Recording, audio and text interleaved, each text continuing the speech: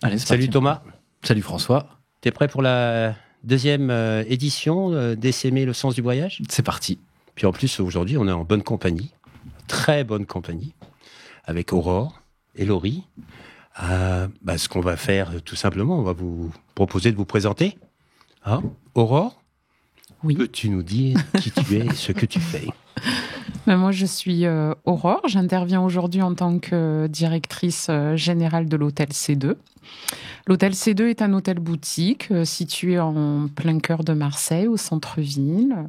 Il a 20 chambres de 5 étoiles, très bel établissement.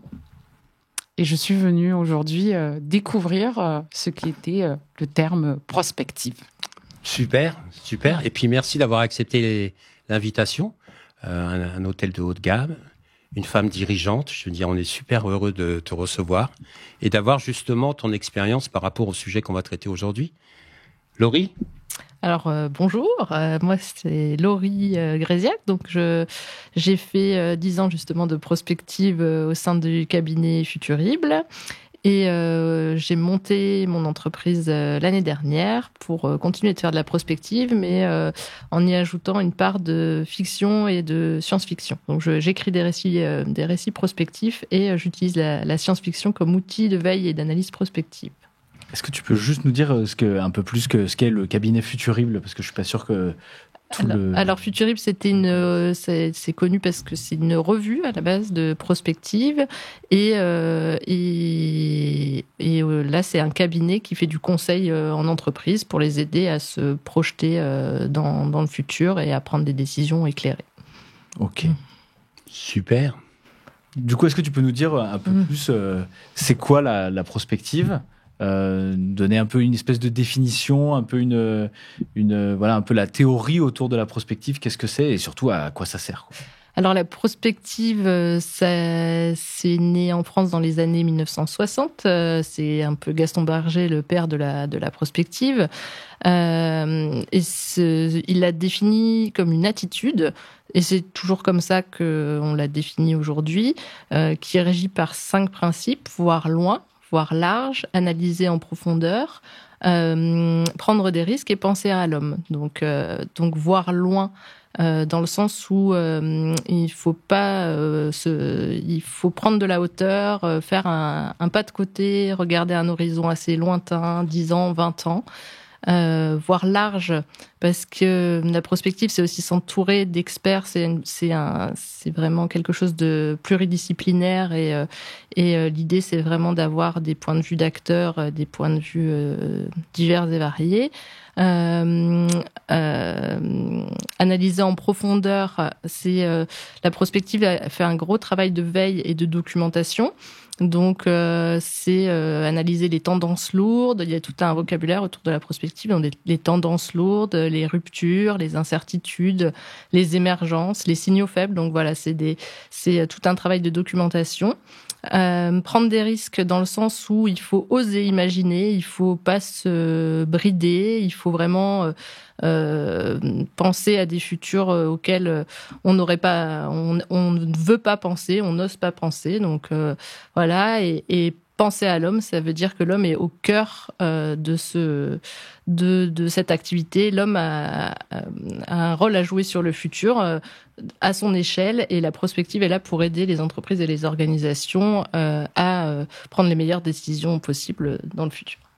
Alors moi, j'avais rencontré quelqu'un qui venait de l'armée, qui m'a expliqué que la prospective, au départ, c'était très utilisé dans le secteur militaire.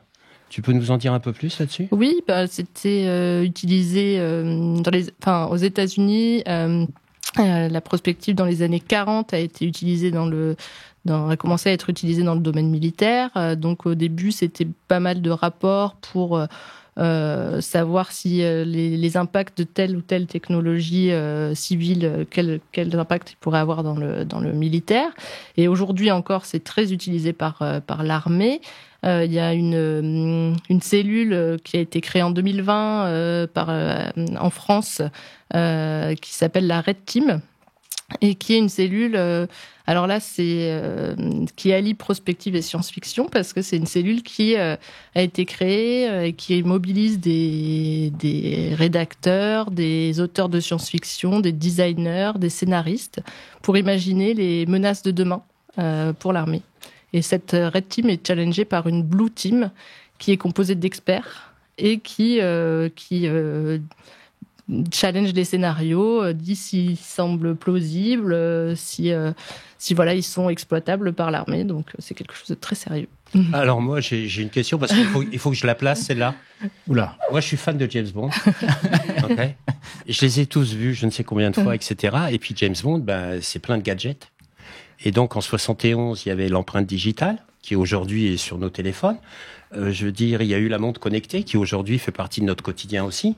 Alors, c'est quoi? De la science-fiction? C'est de l'imaginaire? C'est un coup de chance? Ou c'est aussi, à la base, un peu de prospective?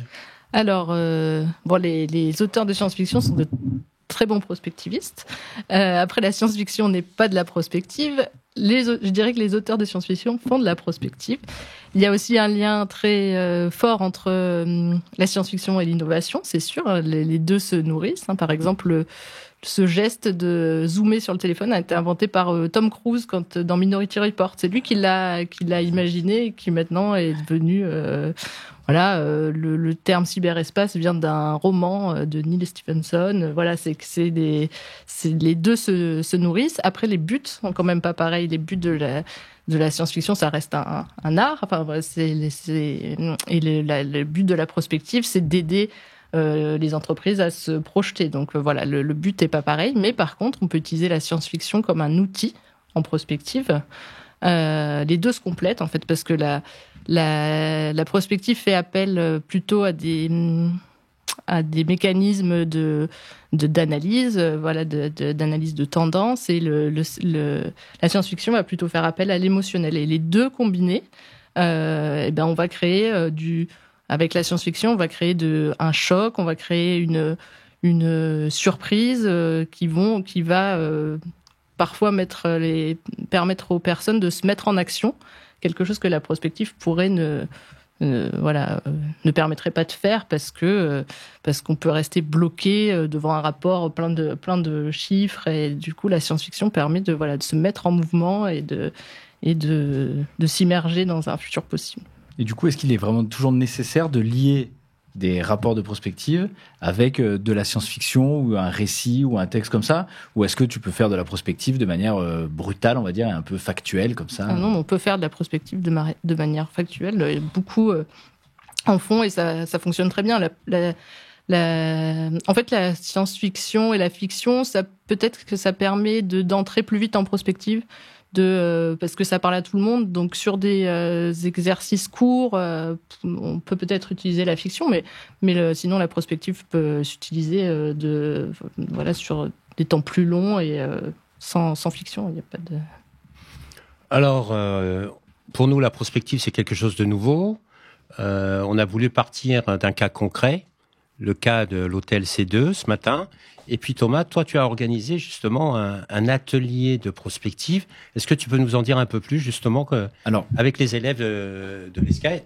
Ce matin, en fait, on a organisé avec une vingtaine d'étudiants des ateliers où on les a amenés à réfléchir dans un premier temps, ils devaient réfléchir au futur possible dans 5 ans pour l'industrie hôtelière. On a pris le cas de l'hôtel C2 et de 3 activités qu'a l'hôtel C2, c'est-à-dire de l'hébergement, de la restauration et des séminaires. Et à partir de là, et ensuite, ils ont dû écrire un scénario, justement, un récit pour essayer de mettre en avant et de transmettre le contenu des futurs qu'ils avaient imaginés. Du coup, Aurore, toi, tu nous disais que là, avant d'arriver, tu nous disais que la prospective, tu n'en avais peut-être même jamais entendu parler. Exactement. Est-ce que par rapport à ce qu'a dit Laurie, est-ce que tu as vécu ce matin, est-ce que tu as l'impression qu'il y a quand même quelque chose que tu faisais un peu dans ton quotidien, ou est-ce que finalement, non? Oui, tout à fait.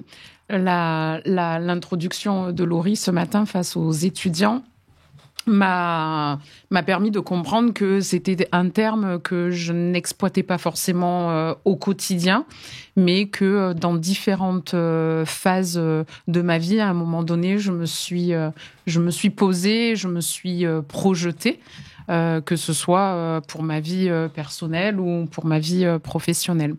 Donc les mots de Laurie ont un peu décomplexé ce terme-là que je ne connaissais pas. Donc, oui, effectivement, pour répondre à ta question, Thomas, c'était quelque chose que je faisais naturellement. Ouais. Et je pense que tout dirigeant en fait d'entreprise, pour projeter son activité, doit forcément se poser un instant, prendre de la hauteur et imaginer son activité, comment elle pourrait évoluer dans les prochaines années. Alors, ce qui est intéressant, c'est que tu dis dans les prochaines années, alors que là, l'exercice, quand même, on va beaucoup plus loin dans le temps. Hein. Oui. C'est-à-dire que là, on va dans une période de 10 ans ou 15 ans. Donc, on se projette beaucoup plus loin. Et c'est peut-être une des différences qu'il y a justement par rapport à ce qu'on fait naturellement en tant que dirigeant. C'est sûr qu'au quotidien, ou même en tant que dirigeant, on se projette sur 2 ans, 3 ans maximum. Les business plans sont faits sur cette durée-là. Après, aller plus loin, ça demande quand même une technique. Je pense qu'il faut initier les personnes, donner des méthodes, parce que c'est pas donné à tout le monde comment on procède. Comment est-ce que effectivement on part dans tous les sens. Mais ce matin, grâce aux ateliers, j'ai compris quand même et même par rapport aux consignes données par Thomas pour les étudiants, qu'il y avait quand même un process. Déjà, se fixer sur quel temps on se projette, quelles étaient les opportunités. Ce que j'ai bien aimé, c'était le point émergent assez faible, le grossir pour en sortir quelque chose. Donc ça, c'est des outils qui ont été donnés ce matin pour pouvoir justement se projeter et faire tout un travail de prospective. Et donc, tu ressors de cet exercice avec quels éléments ? Très, très enrichi, vraiment. Comme je le disais, déjà d'évaluer, d'estimer toutes les petites notions là, toutes ces petites opportunités ou toutes ces petites menaces qui viennent un petit peu titiller mon quotidien. Et se dire, attends, cette petite menace, dans quelques années, en fait, ça sera une grosse menace. Et donc, ne pas attendre l'alerte, la crise, mais l'anticiper. Et donc, réfléchir à comment elle pourrait évoluer et comment, aujourd'hui, moi, je peux déjà un petit peu m'organiser pour être prêt et pour pouvoir anticiper même. Est-ce que dans un des scénarios qu'il y a eu ce matin, il y a quelque chose qui te rappelle ça, qui te fait ressortir ça ? Alors, déjà, je voulais souligner quand même la qualité des travaux des élèves parce que les sujets qui ont été abordés étaient vraiment très quali. J'ai été surprise sur le fait qu'ils étaient très très sensibles sur la problématique aujourd'hui, sur les problèmes en fait qui nous entourent, exactement. Donc ils n'ont pas choisi des sujets simples en plus. Alors il y a eu des exposés où on est parti vraiment très très loin. Et moi, étant plutôt terre à terre, et comme je l'ai dit, la science-fiction, les films d'horreur et tout ça, c'est pas trop mon domaine. Donc voilà. Mais bon, j'ai eu une vision d'une activité touristique qui pouvait effectivement tendre avec la présence d'intelligence artificielle et tout ça. Et concrètement, non, moi, je me vois pas vivre ça. Mais après, il y a eu des sujets beaucoup plus concrets. Donc, celui où on exploitait l'île de Gaby pour... c'était... Parce que pour rappeler, l'hôtel C2 a une île. Oui, l'hôtel C2 bénéficie d'un accès privé, d'une île privée, l'île de Gaby, qui est au large de Marseille et dont les clients, seuls les clients du C2 peuvent y accéder. Et ce scénario, justement, mettait un point en fait, sur le fait que demain, il y aurait potentiellement plus d'eau. Et donc, sur l'île, on pouvait faire et je vais toujours pas réussir à le dire, une dessalinalisation. Dessalinalisation de l'eau de mer pour la rendre douce et potable. Et donc, les étudiants, en fait, ont exploité la menace des ressources naturelles qui vont s'appauvrir et qu'on va être contraint à devoir changer notre organisation. Et ils ont proposé à ce que cet espace l'île, qui est exploité uniquement durant l'été, puisse en fait être une zone où on traiterait l'eau de mer pour pouvoir alimenter le C2. Et ce qui est intéressant, c'est qu'ils étaient dans une démarche d'efficience d'usage, c'est-à-dire utiliser les ressources actuelles de l'hôtel et comment maximiser l'efficience de ces ressources et pour pouvoir répondre à une problématique. Et je trouvais que c'est une démarche en effet très intéressante. Laurie, maintenant qu'Aurore a fait ce constat, quelle serait la prochaine étape pour elle ?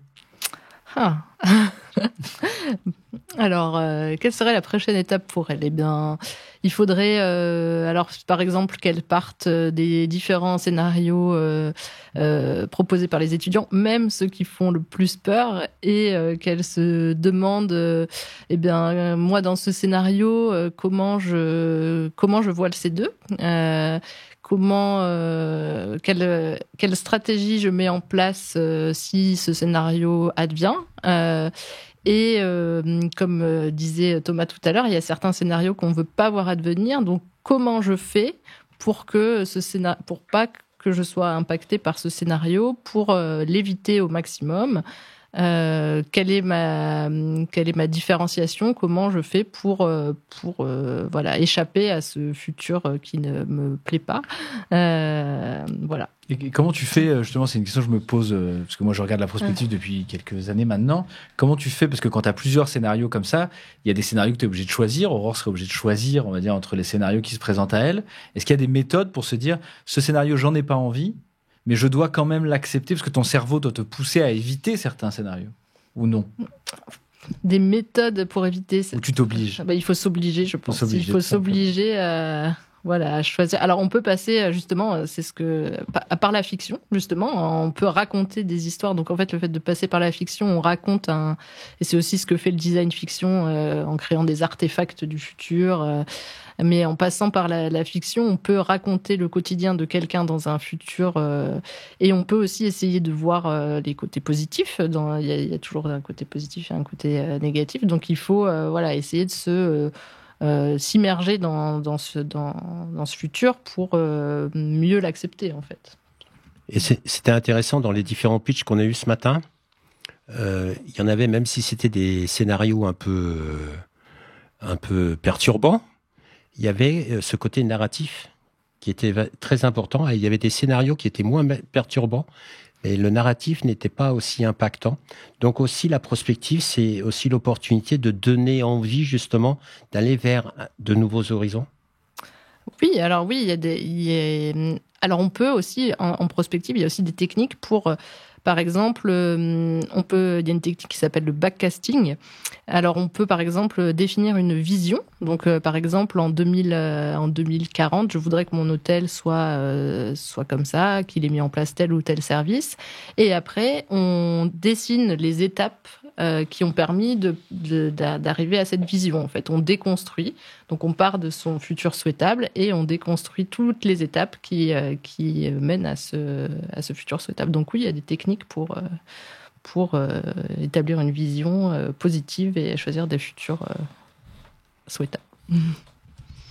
Et donc, du coup, Aurore, suite à cet exercice, est-ce que tu as quand même vu, parce que tu nous disais aussi en intro que faire de la prospective pour toi, en tant que chef d'entreprise, c'était compliqué parce que tu n'avais pas le temps, tu avais le nez dans le guidon, que tu avais les équipes à gérer, donc prendre ce moment de recul pour le faire, est-ce que tu penses que c'est un exercice que tu pourrais refaire ?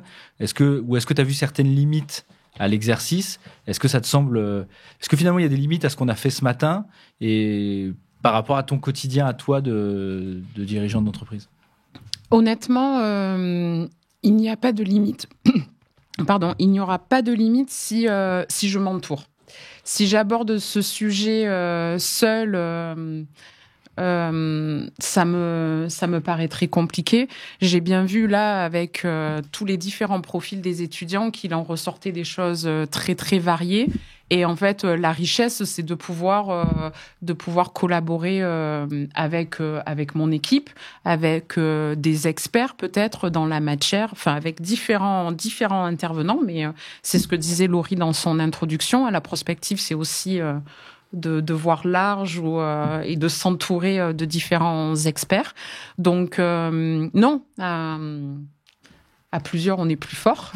Donc, le temps peut être partagé. Et ensuite, je me dis que c'est un état d'esprit, c'est une attitude. Donc, ça peut aussi venir naturellement. C'est quand on voit les choses, on peut se dire, mais dans quelques années, est-ce que je ferai ça ? Est-ce que mon client aura besoin de ça ? De quoi aura-t-il besoin ? C'est juste des petites minutes dans le quotidien qui vont faire qu'il y a quelque chose de très grand qui pourra en sortir. Et est-ce que tu imagines que tu pourrais embarquer ton équipe dans une réflexion comme ça ? Est-ce que de ce que tu connais de la réalité de ton équipe aujourd'hui, en toute sincérité, ou est-ce que... En toute sincérité, ça dépend des profils des personnes. Il y a, je pense que là, chaque être est différent. Il y a des personnes qui vont arriver à faire ce travail-là, où effectivement, en plus, ils ont besoin de perspectives. C'est un sujet qui peut les intéresser. Puis il y a des personnes, non, ils sont intéressés par autre chose et dans ce cas-là, il faut pas les forcer. Je pense que là, il faudrait que je m'entoure de personnes qui sont motivées à traiter ce genre de sujet. C'est intéressant parce que je me dis que par rapport aux questions écologiques, énergétiques et tout ce qui se passe et l'éco-anxiété ou quoi que ce soit, il me semble quand même qu'il y a une prise de conscience du citoyen. À différents niveaux, chacun a des connaissances et une conscience différente. Et je me pose la question, c'est que des fois, la prise de conscience existe, mais pour passer à l'action, c'est beaucoup plus difficile. Et je me demande si la prospective, justement, ne permettrait pas de se détacher d'un système actuel qui arrive à bout de souffle pour aller vers un système qui est beaucoup plus pérenne et que la prospective peut justement rassurer à passer à une autre étape, à changer de modèle. Est-ce que je suis à côté de la plaque ou... Non. C'est pas la première fois. Mais en fait, on se parlera tout à l'heure. En fait, la prospective rassure parce que c'est ce qu'on disait tout à l'heure, elle permet d'être prêt. En fait, elle permet de faire de la prospective. En fait, c'est pas forcément. Ça a été le cas avant. C'était des gros travaux qui nécessitaient beaucoup d'hommes et beaucoup de temps. Et maintenant, on voit beaucoup plus de petits ateliers qui permettent vraiment d'entrer en prospective, de s'acculturer avec le futur. Et donc plus on va s'entraîner à la prospective, plus on va entraîner son cerveau à se projeter, plus en fait on sera prêt en cas de menace ou en cas de donc ça sert à se rassurer dans le sens où ça permet de construire des stratégies dans un environnement complexe et incertain et donc c'est en ça que c'est rassurant. Donc il n'était pas à côté de la plaque et non. Et à ce moment-là, est-ce qu'on est obligé de partir d'une situation de crise ? Est-ce qu'on peut partir justement d'une situation qui est positive, mais le monde change, le monde évolue, et de se dire il n'y a pas besoin de se retrouver dans une situation de crise. On peut aussi partir de quelque chose qui est bien, qui est confortable, etc. Mais d'imaginer encore quelque chose de plus confortable. Oui, bien sûr. On l'a vu ce matin. Il y a un groupe, donc 1 sur 6, c'est pas mal, qui est parti un peu sur le bien-être des salariés. Donc, qui a axé son scénario sur comment je fais pour que dans 10 ans, on ait envie de venir travailler au C2 et même qu'on ne considère pas ça comme un travail et qu'on ait des congés illimités. Et comment 15 semaines. Voilà, 15 semaines de congé. 10 000 euros par mois. Et c'est le collaborateur qui réalise son planning. Voilà. Quand il a envie. Mais c'est super. Et ça vient d'un film, La La Land. Mais je trouve que c'est assez intéressant, justement, le bien-être. On a parlé ce matin, ce qui est ressorti, c'est plutôt le côté écologique ou le côté cyberattaque, etc. Mais le côté bien-être, le côté humain n'est pas apparu de la même manière. Mais même dans l'écologie, il y a des groupements maintenant, par exemple un groupement qui s'appelle Imagine 2040, qui essaye d'infuser dans les médias des techniques pour que la transition écologique soit pas vécue comme une contrainte. Comment on rend ça agréable, comment désirable, voilà. Donc voilà, c'est des choses qui existent et qui, je pense, sont utiles pour faire bouger les choses. Ok. Bon, on va les mettre en valeur quand même. Bien sûr. Il y a, en même temps qu'on enregistre cette interview, donc il y a tous les étudiants là qui écoutent, qui étaient là ce matin. Sincèrement, vous avez pensé quoi de ces étudiants? Ils sont comme moi à côté de la plaque? Ou alors ils sont super créatifs, ils ont des ressources, ils comprennent les choses, etc. En même temps, ils nous écoutent, c'est dur de dire la vérité. Ouais. J'en connais quelques-uns. Et il y en a un que tu as remarqué déjà, hein? Oui. Ouais. On le citera pas. Voilà. Non, mais c'était riche. Enfin, moi, j'ai été impressionnée par Ils ont eu très peu de temps. Ils connaissaient pas la prospective plus que ça ce matin. Et tous les groupes, c'est ce que je disais tout à l'heure, il n'y en avait pas un qui était à côté de la plaque. Donc, tous les groupes ont vraiment donc, très bien... Donc, il n'y a que moi, quoi. Voilà. Ils avaient très bien compris l'exercice. Ils nous ont fait des scénarios différents, racontés d'une manière différente et originale à chaque fois. Ils nous ont embarqués. Donc, moi, j'ai trouvé ça vraiment bravo. Je pense aussi. Non, vraiment...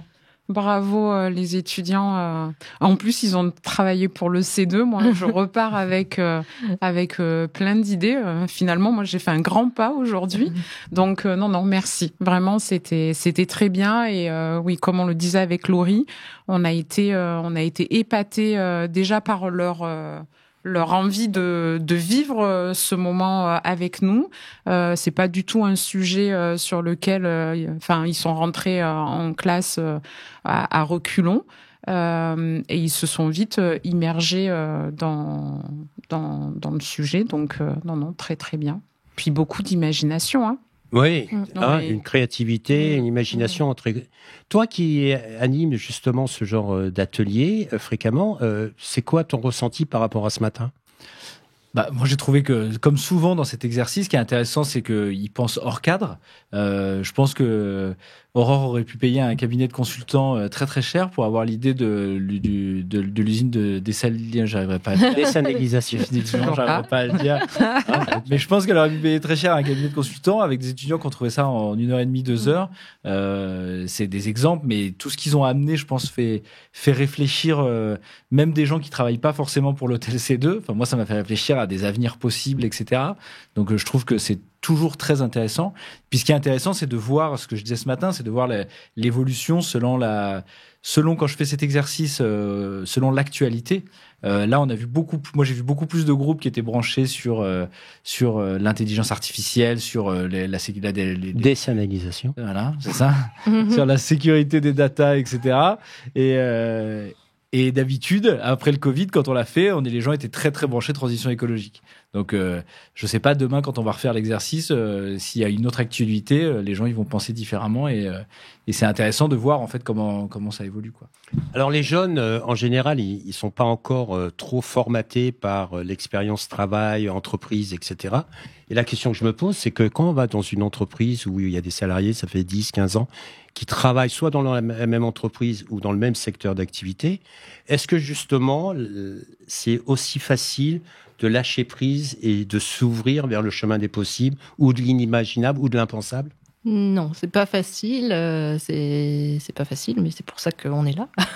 Et donc, en fait, faut les aider parce que quand on travaille, quand on est sur la même activité depuis des années qu'on est dans le quotidien, on pense pas à tout ce qu'il y a autour et on a besoin de personnes pour on a besoin de personnes et de temps pour prendre du recul. En fait, on a besoin de temps d'imagination, de temps de création.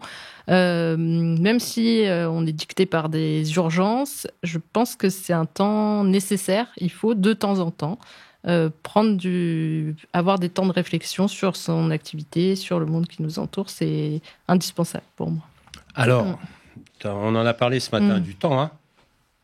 Et le temps, c'est de l'argent. Il y en a beaucoup qui disent ça. Il y en a aussi beaucoup qui disent qu'on n'a pas le temps. Alors, comment on fait? Est-ce que c'est quelque chose qui se fait progressivement et donc c'est des petites séances espacées, ou est-ce que c'est quelque chose qui se fait en une semaine, taratata? Comment ça marche exactement? Déjà, rien que de faire de la veille, de rester en veille sur les sujets, c'est déjà faire de la prospective, en fait. Donc, voilà, de s'intéresser à son activité et aussi au contexte, à tout ce qui peut avoir un impact sur son activité, c'est déjà faire de la prospective. On peut faire des gros travaux de prospective sur un sujet donné. On peut faire des petits ateliers de prospective qui durent une demi-journée. Donc il y a plein de moyens. On n'est pas obligé d'y consacrer un temps monstre, mais de le faire une fois de temps en temps, c'est quelque chose. Et quel rythme tu donnerais à tous les dirigeants qui nous écoutent, ou même à Aurore?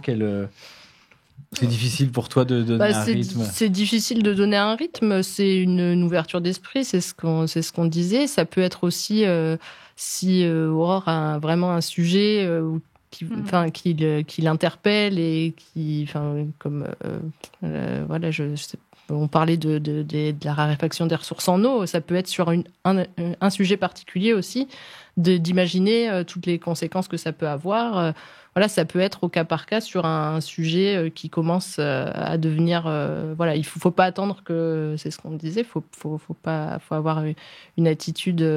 Faut pas être le pompier qui va éteindre le feu. Faut anticiper.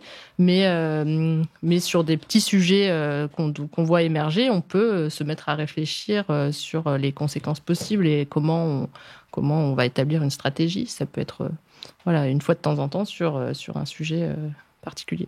Et du coup, Aurore, à l'écoute de ça, est-ce qu'il y a des sujets là qui te viennent à l'esprit où tu te dis, tiens, c'est marrant, il y a des zones de friction que tu peux déjà avoir dans ton métier, où tu te dis, tiens, ça pourrait être intéressant de creuser, ou non, finalement, pour l'instant, c'est pas d'actualité? Oui, il y a déjà des menaces, un petit peu, qui rend un petit peu plus compliqué notre activité. Je le disais tout à l'heure, j'ai reçu en début d'année un gros fournisseur qui nous fournit la majorité des boissons plates et dont le conditionnement est en verre. Bon, la menace pour 2024, c'est que ça deviendra très très difficile de trouver la ressource verre. Donc là, par exemple, c'est un sujet déjà pour lequel on doit être sensible au C2 parce qu'on a toute une démarche éco-responsable et c'est une problématique qui va avoir un impact sur la qualité de service. Donc là, oui, ça serait un sujet sur lequel je peux m'asseoir avec l'équipe en disant, voilà, regardez, 2024, on a déjà ce problème de conditionnement.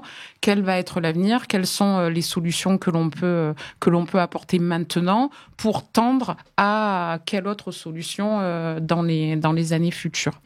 Après, pour répondre à François sur le fait d'avoir une équipe déjà en place qui fait son métier depuis de nombreuses années, avoir la capacité de pouvoir se projeter et de penser à un avenir différent, effectivement, comme Laurie, je pense que c'est très compliqué parce que oui, il faut être accompagné pour s'ouvrir, pour prendre ce temps d'avoir une vue avec un petit peu plus de hauteur. Et je pense que oui, il faut être accompagné. Et c'est une personne vraiment neuve et un petit peu détachée et neutre même de l'activité en elle-même qui pourrait permettre à ces personnes d'accéder à cette ouverture d'esprit.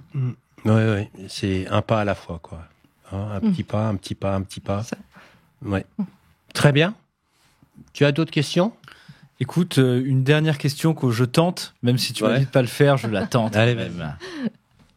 On sait jamais, au pire on la coupera. Je fais une petite pause, on la coupera.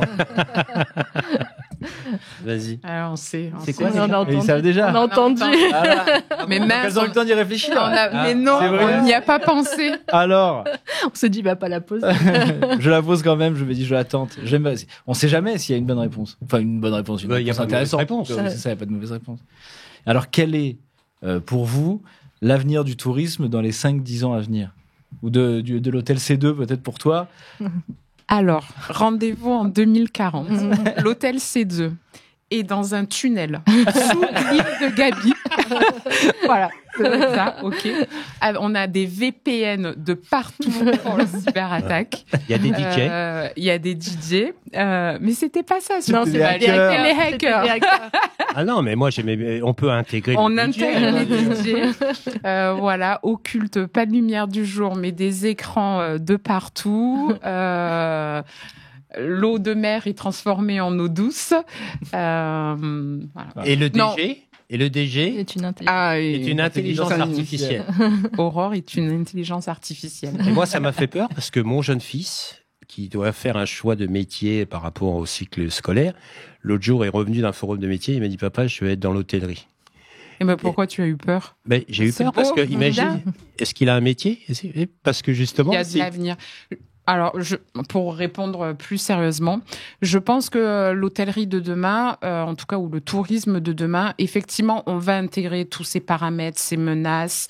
On va s'approvisionner différemment, on va trier nos déchets différemment, on va faciliter nos différentes tâches que l'on va pouvoir automatiser, bien évidemment. Mais par contre, je suis certaine que le contact humain, il y sera différemment, mais encore vraiment plus prononcé. En tout cas, dans mon hôtellerie de luxe, dans lequel j'évolue, l'humain, il a sa part entière, vraiment. Et je ne peux pas concevoir une réception où il y a personne pour accueillir, il n'y a pas de directrice qui est là à saluer les clients. C'est pas possible, ça. Non, mais voilà. Après, c'est sûr que ça sera différent. Ça sera plus adapté aux nouveaux besoins des clients. Bien sûr. Et Laurie. Laurie? Alors, on est tous Moi, impatients de oui, savoir. oui. je dirais Et Laurie, elle a bossé de sujet. non, le tourisme, c'est pas bon. Spécialiste de la prospective. Non, mais je dirais ce sera un tourisme de friction, j'appellerais ça, hein, parce pour moi, il y aura pas un tourisme, il y aura des tourismes, et de plus en plus, il y aura un tourisme de luxe, hein, avec des gens qui pourront voyager, faire des voyages en avion, et ceux qui pourront pas. Et pour moi, il y aura un tourisme aussi très local qui va se développer. Donc pour moi, on en parlait, ce sera un tourisme de contradiction. On parlait d'un tourisme où on réfléchira plus au voyage qu'on va faire. Est-ce qu'on partira plus longtemps pour vraiment profiter de son voyage? Est-ce qu'on pourra aussi prendre l'avion aussi régulièrement que maintenant? On peut imaginer aussi un monde où on se déplacera. Ça arrive, hein, dans des livres de science-fiction, j'ai vu ce scénario où on se déplacera qu'en vélo. Donc, qu'est-ce qu'on fait à portée de pédale? Ouais. Donc, pour moi, il y aura des tourismes, un tourisme de luxe ou de voyages plus longs et un tourisme local sur des voyages plus courts, à mon avis, je pense. Tu as lu le rapport, les scénarios? Absolument quoi, pas. Alors, Atout France parle justement sur les 4 scénarios. Une élite globalisée, un tourisme mondialisé réservé à une élite dans un monde ouvert mais hostile. Et un tourisme, ensuite, il y a l'archipélisation du monde, un tourisme contraint, régulé, limité à la proximité, territoire communautaire, un tourisme démocratisé et fortement régionalisé. Donc, ce que tu viens de dire, hein, et comporté par les ouais. analystes. Ouais, et on a choisi la bonne expert. Hein. Ça, c'est bon. Allez, bravo. Bravo. Elle ne l'a pas dit, mais C'est elle elle a qui l'a rédigé le pour Atout France. Non. Ah bon? On me dit pas tout, moi. Bon. On va s'arrêter là? Bah oui. C'était bien, encore une fois. Ouais. Moi, j'ai passé un super moment. Merci vraiment à toutes les deux. Merci. D'avoir Merci à accepté vous. notre invitation. Aurore, d'avoir accepté de jouer le jeu. Quand on s'est parlé et que je t'ai proposé cette idée, tu m'as dit oui tout de suite. Oui, ça m'intéresse, ça m'interpelle. J'ai envie d'explorer et de découvrir ça. Donc vraiment merci. Merci aussi d'avoir été une source d'inspiration pour les étudiants par rapport à la présentation que tu as fait de ton hôtel et ce qui vraiment, fait vie au quotidien, l'ADN de ton hôtel et ce côté humain. Donc merci. Laurie, merci pour toute ton expertise. D'un côté, ça me rassure, la science-fiction. Ça me reconnecte aussi à mon côté gamin. Hein. Et puis, bon, bah, James Bond, c'est quand même les gadgets, les voyages. C'est un peu même... toi. Hein. T'es un peu le James Bond du podcast. Ouais, mais avec la barbe, là, c'est plutôt le Père Noël. Et puis, merci Thomas aussi d'être venu avec ce jeu. C'est vrai que 2 heures, c'est court. J'aurais bien voulu aller plus loin, justement, pour voir ce qu'il en ressort. Mais déjà, ça donne vraiment un avant-goût. Et puis, merci aux étudiants d'avoir joué le jeu. Parce que vraiment, la qualité de tout ce qui est ressorti, leur engagement, leur bonne humeur, et puis ils ont lâché prise, ils ont vraiment joué le jeu, et c'était très, très, très intéressant. Parce que c'est vrai que c'est compliqué des fois, je ne sais pas ce que tu en penses, mais on aborde un sujet, super, mais si on ne touche pas la matière, ben, des fois, on a du mal à s'en saisir. Tandis que là, on en a vraiment eu, un amuse-bouche qui nous donne envie de goûter et de découvrir encore plus ça. Donc voilà. Merci à toi, François, pour ton accueil toujours chaleureux. Et surtout. Et c'est tes talents d'animateur, quand même, qui sont. Bien sûr. Qui s'améliorent, je tiens à le dire, de jour en jour. Oh, merci. Et puis, on a oublié de remercier aussi, c'est toute l'équipe de l'ESCAED. Bien sûr. Toutes les personnes qui sont à la technique derrière, je veux dire, il y a quand même des artistes, hein, je veux dire.